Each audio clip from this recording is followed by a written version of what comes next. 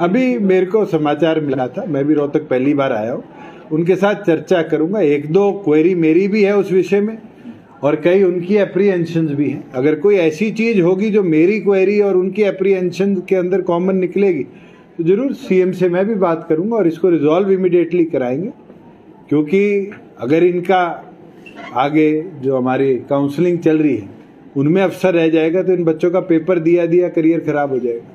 और मुझे लगता है हमें सबको इक्वालिटी के साथ आगे लेके चलना। पॉलिसी में कहा 40 लाख रुपया और 7 साल के लिए गवर्नमेंट सेवाएं। देखिए, मैं आपको एक चीज बताता हूँ जो मेरे को पता है कि अगर आप सरकार के बॉन्ड के ऊपर लोन लेते हैं जिसका गारंटर गवर्नमेंट ऑफ हरियाणा है, तब आपको 7 साल हरियाणा प्रदेश में नौकरी करनी है। अगर आप सरकार से लोन नहीं लेते और प्राइवेट एजुकेशन लोन लेते जिसमें सरकार गारंटर नहीं है तो आप इस पाबंदी के अंदर रिस्ट्रिक्टेड नहीं है। जितना मेरा संज्ञान है, मैंने जितना रिव्यू लिया, अगर इससे अलग कोई चीज है तो मैं चाहूंगा उन साथियों से, अगर मैं सरकार से कोई सुविधा नहीं ले रहा तो मेरे ऊपर कोई पाबंदी नहीं। और अगर सरकार कल मैं पढ़ पाऊं ना पढ़ पाऊं मेरी गारंटर बन के मेरे लोन को भरपाई करेगी तो ही जाके शायद हेल्थ डिपार्टमेंट ने कदम उठाए भी सरकार की भी सिक्योरिटी रहे कि हमारे यहाँ जो डॉक्टरों की कमी है वो फुलफिल हो और जो बच्चे हमारे प्रदेश में पढ़े वो हमारे प्रदेश की सेवा भी करे साथ साथ। उनकी पली ये है कि हम बॉन्ड के लिए तैयार हैं लेकिन जॉब गारंटी होनी चाहिए। बिल्कुल देंगे, आप चिंता ना करो। आज के दिन हमारे वैकेंसी बहुत है। आपके पीएचसी सीएचसी में तो डॉक्टर हैं। मेरे उचाना हॉस्पिटल के अंदर आज 5 डॉक्टरों की कमी है।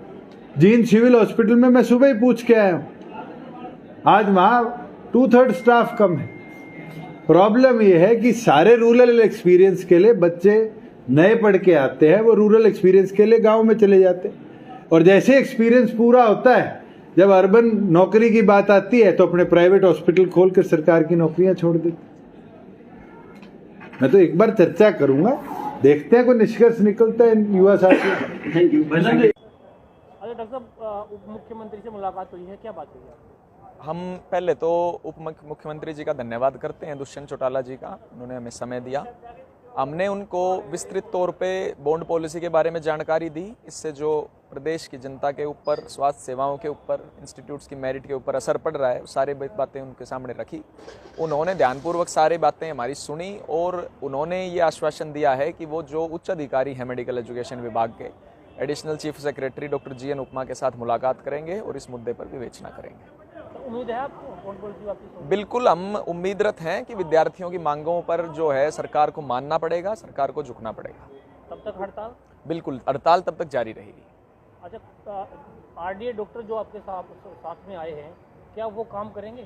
देखिए, आरडीए के जो डॉक्टर्स हैं, एक तो वो काम करने से तो कभी पीछे नहीं हटते। आपने कोविड काल में भी देखा होगा, पहले 1 घंटे की ओपीडी के अंदर पेन डाउन हुआ था, फिर 2 घंटे का हुआ था। मजबूरन जब सरकार का इस तरह का रवैया देखा तो वो मरीजों से माफ़ी चाहते हुए उन्होंने आज पूरे दिन के लिए काम बंद किया था, काम छोड़ा था।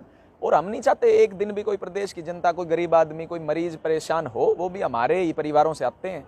तो इस मामले में सरकार जिम्मेदार है, उनको जल्द से जल्द विद्यार्थियों की मांगों पर उचित स्तर पर विचार करना चाहिए, विद्यार्थियों के साथ बातचीत करनी चाहिए। लेकिन आप जो मुलाकात हुई है तो क्या ओपीडी चालू हुई? देखिए, इस अभी हमें उप मुख्यमंत्री जी ने मांगों के बारे में किसी तरह का कोई आश्वासन नहीं दिया है। उन्होंने सिर्फ ये कहा है कि भाई additional chief secretary medical education doctor G N Upma के साथ मैं बातचीत करूंगा।